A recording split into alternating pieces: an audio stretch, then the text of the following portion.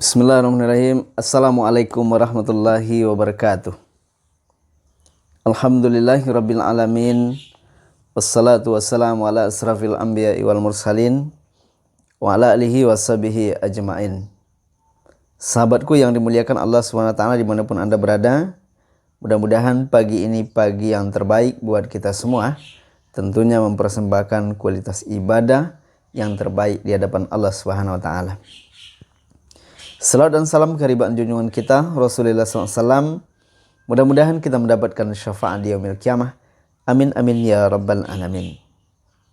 Baik sahabatku yang dimuliakan Allah SWT dimanapun Anda berada, pagi ini kita kembali di kajian Minhajul Muslimin karangan Syekh Abu Bakar Jabil Al-Jazairi, pengajar tetap di Masjid Nabawi. Nah sahabatku yang mulia, di dalam buku ini ada beberapa pelajaran yang bisa kita ambil. Sesuai dengan materi yang kita inginkan di pagi hari ini adalah adab-adab dan hak-hak sesama muslim.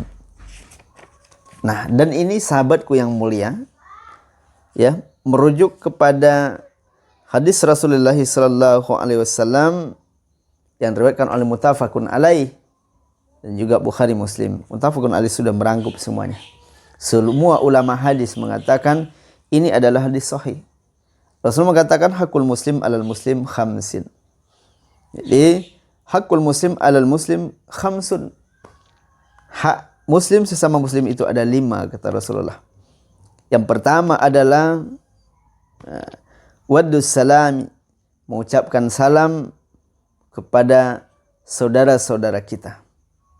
Ketika kita berjumpa, salam, assalamualaikum, waalaikumsalam. Ini merupakan hak muslim satu dengan yang lainnya. Maka sahabat mengucapkan salam hukumnya sunnah, kemudian menjawab salam hukumnya wajib. Ini yang mesti kita pahami. Jadi kalau kita tengok ataupun kita belajar dengan alam, sebagaimana pepatah orang Minang, alam tak kembang jadi guru. Semua alam ini adalah guru. Tumbuh-tumbuhan, ya, kemudian air, udara, binatang-binatang makhluk melata, itu guru. Dengan semut yang diciptakan oleh Allah, kita bisa belajar dari samui. Pelajaran yang bisa kita ambil. Di waktu samui itu bersobok je kawan, yang cik dari dia, yang cik dari mudia. Suonya di tengah-tengah jalan. Yang diucapkan, Assalamualaikum. Dan samui dan cik lain mengucapkan waalaikumsalam. Itu samui Bapak Ibu. Jadi kalau andai kata ada orang tak bertegur sapa, sobok kawannya di palingnya muka, lah disapu tak cuma bunyi. Bahkan ada mengatakan, ambo tak akan maafkan kesalahan si fulan tu, ambo tak akan bertegur sapu walaupun nanti sampai di penghujung hayatnya. Itu tak adab Islam. Berarti kalah kita dari samui. Jadi kita belajar dari samui, inyo bersobok je kawannya saling sapa. Assalamualaikum, waalaikumsalam. Nah, sahabatku yang dimuliakan Allah Subhanahu wa taala. Dan kemudian adalah ya mentasamidnya. Yang dimaksud mentasamid adalah mendoakan saudara kita apabila dia dalam keadaan bersin. Jadi kalau orang berhajin, dia mengucapkan alhamdulillah. Para pendengar mengatakan yarhamukallah. Semoga Allah merahmatimu. Tapi jangan salah baca pula. Jangan kita kan ketika orang bersin alhamdulillah, kemudian kita ya harimau makanlah. Jangan begitu pula. Karena dalam Islam adalah yarhamukallah, semoga Allah merahmatimu. Nah, kemudian orang yang bersin tadi ini jauh balik mendoakan kita. Apa doanya? Yahdikumullah. Semoga Allah berikan petunjuk padamu. Jadi saling satu sama lain mendoakan. Inilah adab dan etika di dalam Islam yang ideal. Bapak-bapak, ibu-ibu, sahabatku yang dimuliakan Allah SWT dimanapun Anda berada. Kemudian yang ketiga adalah apabila saudara kita sakit, kita tengok, kita kunjungi, kita doakan dia. Sesampai kita di sana, kita doakan yang terbaik. Jangan perlu kita takut ini. Jadi kalau kita sampai ke tempat orang sakit, kita doakan, kita hibur. Bagaimana semangatnya tumbuh kembali untuk sehat. Itu perlu. Jangan perlu kita takut. Dia buat situ. Tengok. Kalau ikut penyakitnya Rasul tak lama lagi. Jadi begitu pula. Atau dulu orang kampung ambo aja ikut pernah sakitnya. Tu mando lamo duit. 3 minggu setelah kami tengok berangkit kawan. Nah, jangan itu pula kita sebut di tempat orang sakit atau kan pada keluarganya. Yang harus kita baca doakan. Ya Allah, syafaqal, sembuhkanlah saudaraku ini ya Allah, karena Engkau yang mampu menyembuhkan segala penyakit yang ada di muka bumi, karena semua datang darimu ya Rabb dan akan kembali kepadamu. Jadi kalau kita menengok saudara kita mendapat musibah ataupun jatuh sakit, pertama kita doakan. Yang kedua kita ucapkan innalillahi wa inna ilaihi raji'un. Penyakit datang dari Allah kan kembali kepada Allah. Jadi kadang-kadang kan kebanyakan kita innalillahi wa inna ilaihi raji'un kita baca hanya ketika ada orang meninggal. Padahal tidak sekedar itu. Di waktu ada orang dapat musibah, innalillahi wa inna ilaihi raji'un. Apa orang sakit, innalillahi wa inna ilaihi raji'un. Tapi karena itu tidak terbiasa, dalam hati kita baca Pak Bu. Kau tiba kita orang sakit, kita bisikan ke telinga, innalillahi wa inna ilaihi raji'un. Itu berang jawab. Bongi keluarga aja gitu. Padahal itu adab dalam Islam. Namun karena itu tidak terbiasa, jarang dibiasakan, maka kita tidak keraskan bacaan.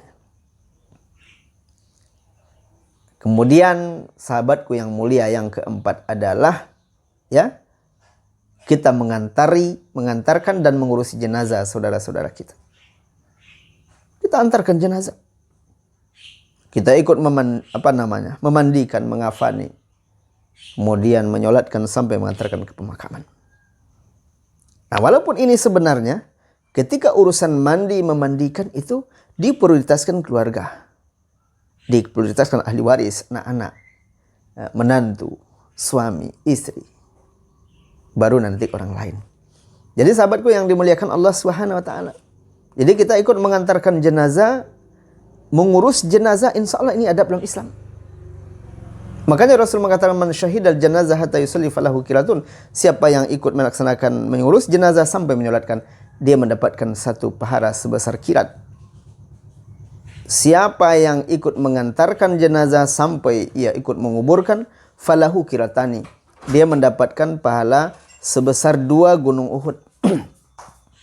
Jadi walaupun penyelenggaraan jenazah hukumnya fardu kifayah, cukup dilaksanakan 1 atau 2 orang, namun dalam Islam fadilah mengurusi jenazah, Masya Allah. Apa fadilahnya? Rasul mengatakan man syahidal janazah hatta yusalli falahu qiratun. Siapa yang ikut mengantarkan jenazah sampai mengurusi hingga salat, falahu qiratun, dia mendapatkan pahala sebesar 1 qirat. Man salatut fanu falahu qiratani. Siapa yang ikut menyelenggarakan sampai ke pemakaman, dia mendapatkan pahala sebesar 2 qirat. Apa itu qirat? Sahabatku yang dimuliakan Allah Subhanahu wa taala. Qirat adalah pahala sebesar 1 gunung Uhud yang disiapkan oleh Allah untuk orang-orang yang ikut menyelenggarakan jenazah saudaranya. Falahu qiratani. Nah, sahabat yang dimuliakan Allah Subhanahu wa taala, siapa yang sampai ikut melaksanakan pemakaman mendapatkan pahala 2 sebesar 2 gunung Uhud, Masya Allah. Nah, kalau kita berangkat ke kota Madinah, insya Allah kita bisa menyaksikan bagaimana Bukit Uhud itu terbentang sepanjang 7 km. Sementara di bawahnya Masjid Syuhada. Kenapa dinamakan Masjid Syuhada? Karena para mati syahid, ya, para syuhada dikebumikan di situ, termasuk Hamzah bin Abdul Muttalib dikebumikan di sana. Sahabatku yang dimuliakan Allah Subhanahu wa taala, mudah-mudahan adab ini bisa kita amalkan di dalam kehidupan kita. Kemudian yang terakhir adalah memenuhi undangan. Apabila kita diundang oleh saudara kita, wajib hukumnya untuk menghadiri apabila sepanjang tidak ada alasan syar'i. Jadi ketika kita diundang, wajib hukumnya. Diundang pesta, diundang acara akikah. Ketika undangan sudah sampai ke rumah kita, wajib kita hadiri sepanjang tidak ada alasan syar'i yang menghalangi kita untuk hadir. Jadi sahabatku yang dimuliakan Allah Subhanahu wa taala, terkecuali ada alasan syar'i. Nah, jadi bagaimana caranya? Jika ada undangan 2 ataupun 3, sementara kita mampu menjalani dan memenuhi undangan tersebut cuma 2 ataupun 1, sampaikan ke orang yang berikutnya. Jadi yang pertama adalah yang mesti kita ikuti ataupun yang mesti kita penuhi orang yang pertama mengundang. Walaupun dia mungkin agak jauh, tapi dia yang pertama mengundang, maka dialah orang yang prioritas untuk diwajibkan hadir. Sahabatku yang dimuliakan Allah SWT, mudah-mudahan dengan kajian yang singkat ya pada pagi yang berbahagia ini semoga bermanfaat. Assalamualaikum warahmatullahi wabarakatuh.